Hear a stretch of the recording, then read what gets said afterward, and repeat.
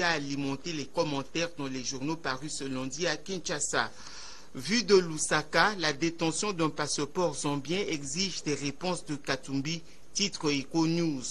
Si la congolité de Moïse Katumbi ne fait l'ombre d'aucun doute depuis la validation de sa candidature à la Cour constitutionnelle, écrit le journal, l'on s'interroge cependant sur les liens qu'il a toujours entretenus avec la Zambie, qui lui a d'ailleurs délivré un passeport diplomatique zambien depuis 2018. En Zambie, le sujet avait fait grand bruit, si bien que le principal parti d'opposition zambienne, le NDC, avait exigé des explications au gouvernement de Lusaka sur le prétendu passeport zambien de Katumbi.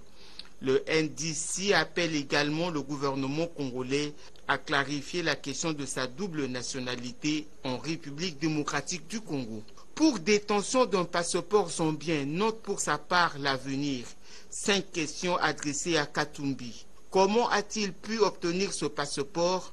Est-ce par la corruption ou la manipulation de l'administration zambienne?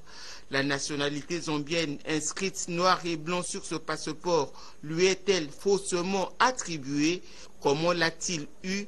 Ce passeport qui court jusqu'en 2028, ne l'a-t-il pas utilisé une seule fois dans sa vie?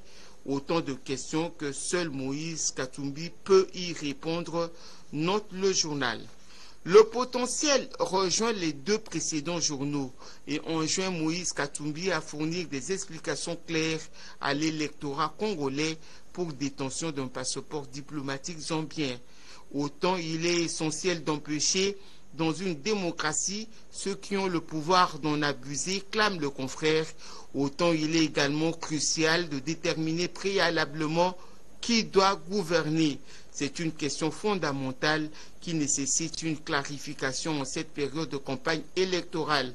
Moïse Katumbi renchérit le tabloïd, se retrouve dos au mur, étant dans l'obligation de dire la vérité sur sa nationalité zambienne, mise en évidence par son passeport zambien obtenu en 2018. Katumbi est donc tenu à un devoir de sincérité, un devoir qui devrait animer tout candidat à la présidentielle.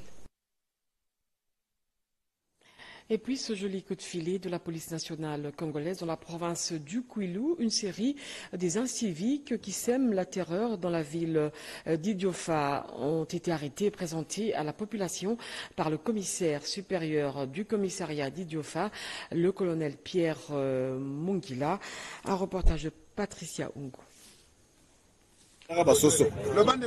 Les inciviques qui sèment la terreur et les troubles à Idiofa ont été arrêtés et présentés à la presse ainsi qu'à la population.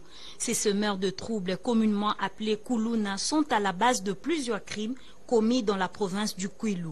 Pendant cette période de la campagne électorale, le commissaire supérieur du commissariat d'Idiofa, le colonel Pierre Mungila, qui veille à la sécurisation de potentiels candidats, les a présentés à la population de ce coin afin de solliciter une franche collaboration entre la police et la population.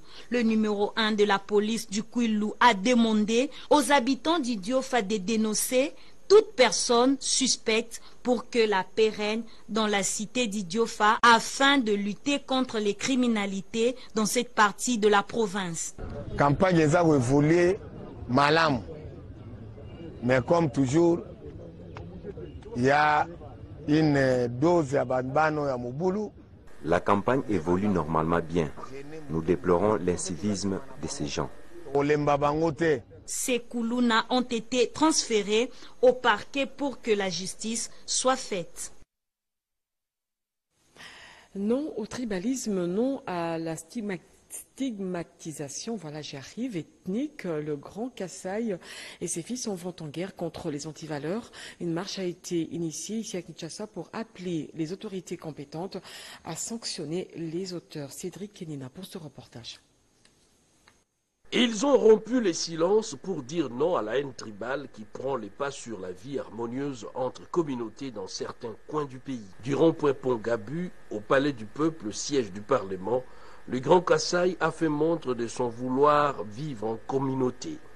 Dans un mémo lu devant le caméra des médias locaux, le Grand Kasaï dans sa diversité, s'insurge contre les pêcheurs en eau trouble et les commanditaires qui agitent la corde sensible et dangereuse de la haine tribale et appelle les instances compétentes à se saisir du dossier et d'infliger des peines et sanctions exemplaires aux auteurs de ces actes d'un autre âge, citant les derniers événements tristes des Malemba Nkulu. Exacerbés par des tortures et martyrs répétitifs, ils exigent avec force 1. Que l'organe de la loi se saisisse sans délai de toutes les personnes qui se distinguent par de propos incitant à la haine tribale, à la ségrégation, au tribalisme et à la xénophobie. Acte de la Constitution condamne dans l'article 20 alinéa 2. 2. Que tout le corps constitué, à savoir l'Assemblée nationale, le Sénat, le gouvernement, le cours et tribunaux, l'état-major général de FARDC, ainsi que l'inspection générale de la police s'active à dénoncer ceux d'entre eux reconnus comme complices, auteurs ou commanditaires de ces actes odieux contre la paix sociale et les vivre ensemble. La vie humaine est sacrée. C'est pour cela que nous sommes mises debout aujourd'hui. Nous, filles et filles du Grand Kasaï, avec les autres amis d'autres provinces, pour dire non. Non au tribalisme, non à cette xénophobie. Le message est passé. Les Grands Kasaï veillent au grain pour dénoncer tout comportement subversif. Sachez également qu'une plateforme électorale dénommée Fachi, Cap vers la victoire, vient de voir le jour. Cette nouvelle plateforme ne jure que sur la victoire du candidat numéro 20, candidat à sa propre succession. Regardez.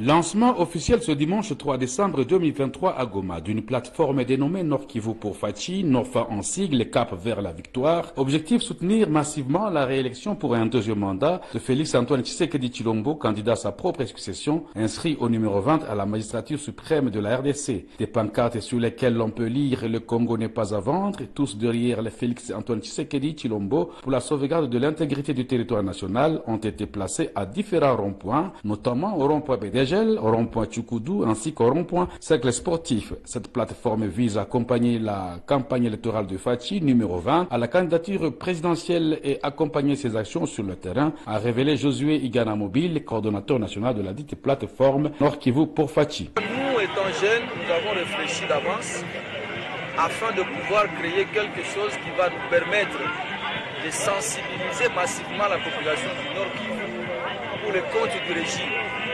Parce que le chef de l'État a des acquis que nous considérons comme de matière à vendre afin que cette population puisse lui être reconnaissante. Voilà pourquoi nous avons créé pour le premier objectif une plateforme en caractère électoral pour l'accompagner. Le deuxième objectif, nous nous sommes dit, parce que nous sommes du côté de la victoire, après la victoire, nous allons accompagner toutes les actions que le chef de l'État a déjà dans son projet de société. Parmi les acquis de Fachi, l'on peut citer entre autres la dignité du peuple congolais, la valorisation de l'armée. Et il faut noter que l'assistance à ce lancement a reconnu également dans le secteur de l'éducation la gratuité de l'enseignement de base. Et la devise de cette plateforme est, je cite, Fachi ou rien. Porteur de croissance économique, le marché de crédit carbone attire de plus en plus des investissements en RDC. Pays Solutions, la Banque mondiale et Equity ont présenté un nouveau programme de financement de ces secteurs à la COP28 en vue de préserver les écosystèmes et lutter contre le changement climatique. Rodé Panda pour ce reportage. C'est un marché qui devrait attirer de plus en plus des investisseurs dans les prochains jours en République démocratique du Congo. Il s'agit du marché des crédits carbone. Le ministre d'État, ministre de l'Environnement et Développement durable, Eve Bazaïbaï, qui ne cesse de vendre les potentiels forestiers congolais à la COP28, a fait de ses moyens de financement son cheval de bataille. Son appel aux investisseurs et institutions financières pour intégrer ces marchés porte déjà des fruits. C'est le cas notamment de la Banque mondiale mondiale, Equity Bank et Rabank qui ont présenté à la COP28 à Dubaï un nouveau projet de financement en rapport avec les marchés des crédits carbone. Tous les porteurs de projets qui veulent protéger l'environnement et avoir un impact sont éligibles. L'idée, c'est d'englober tous les gens qui ont des vrais projets, qui sont prêts à investir du temps, de l'énergie et que Rabank va financer. Évidemment, ça doit passer par un certain nombre de processus. Il faut savoir que dans les crédits carbone, il y a deux marchés.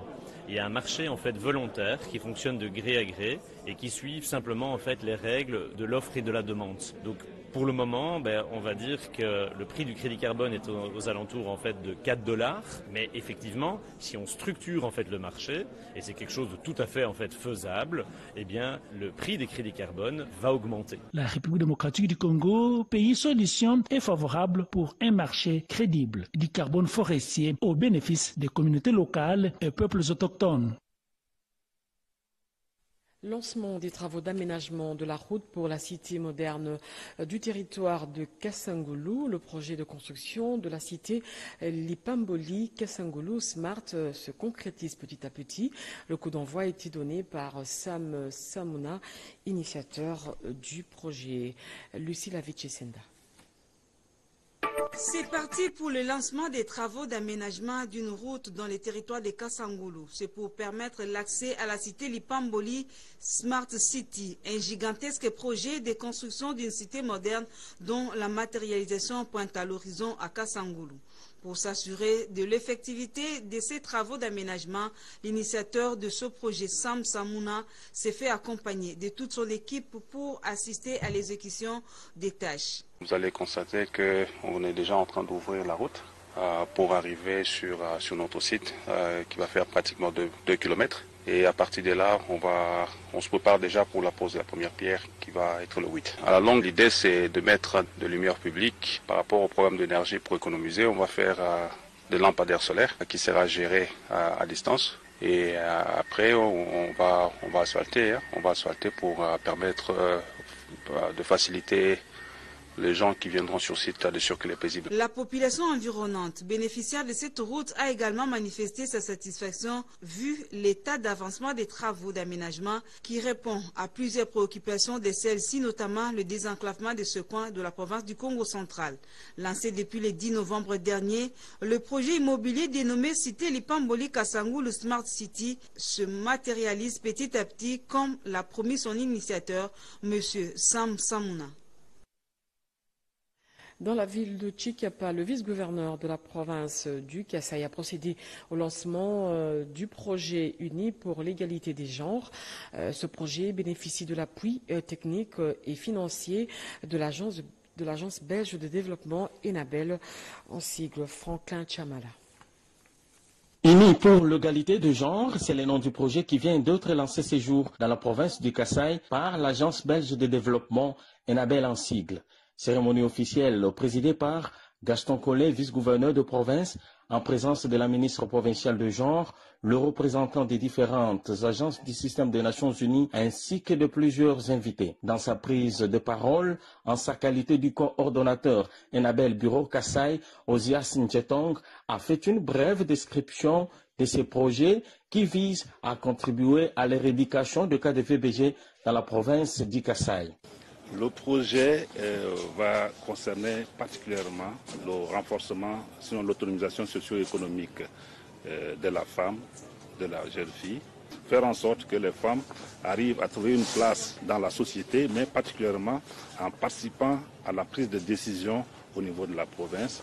Denise Moulouka, ministre provinciale de genre, a au cours de son intervention émis le vœu de voir Enabel implémenter ces projets dans les 5 territoires qui composent la province du Kasaï. Pour sa part, le vice-gouverneur Gaston Collet a salué à juste titre la présence d'Enabel et lance au nom du gouvernement provincial ces projets. Je lance officiellement le programme uni pour l'égalité des genres dans la province du Kasaï.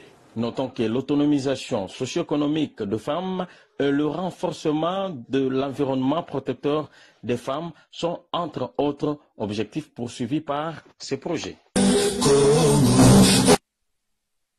Les médecins congolais et indiens ont animé conjointement une conférence de presse sur les pathologies de différentes maladies telles que la physiothérapie, la médecine sportive et la traumatologie qui sont désormais soignées ici dans la ville de Kinshasa, Nanumba. Cette conférence de presse animée par des médecins spécialistes congolais et indiens, ils ont exposé devant l'assistance sur des pathologies et leurs traitements tels que l'arthroscopie des articulations de l'épaule et du genou, la physiothérapie et la médecine sportive, la traumatologie. Nous avons organisé cette conférence d'aujourd'hui. C'est dans le but de vulgariser les différentes activités que nous sommes en train de faire à l'hôpital du Cinquantenaire. Comme vous savez, l'hôpital du Cinquantenaire, c'est un grand hôpital, un hôpital moderne qui est bien équipé, mieux équipé même par rapport à certains d'autres hôpitaux, ici en République démocratique du Congo et en particulier ici à Kinshasa. Donc ils peuvent venir se faire soigner à moindre prix, à moindre frais. Ils vont trouver une équipe bien formée, compétente. Cet échange d'expériences a pour l'objectif de faire connaître à l'opinion nationale et internationale que désormais cette branche de traitement est opérationnelle à Kinshasa, République démocratique du Congo, à l'hôpital du Cinquantenaire, où cette formation hospitalière a des machines ultra modernes pour des interventions médicales, chirurgicales de patients en lieu et place de se rendre régulièrement à l'étranger pour des soins appropriés. Une marche pour la paix a été organisée par l'évêque José Moko Ekanga, au cours de laquelle les chrétiens justement ont répondu favorablement à cet appel. Cet évêque demande au Rwanda, à la RDC et au Burundi de bannir l'égoïsme pour favoriser la paix à travers les pays. Animbalaka pour ce reportage. Nous avons accueilli cela avec joie puisque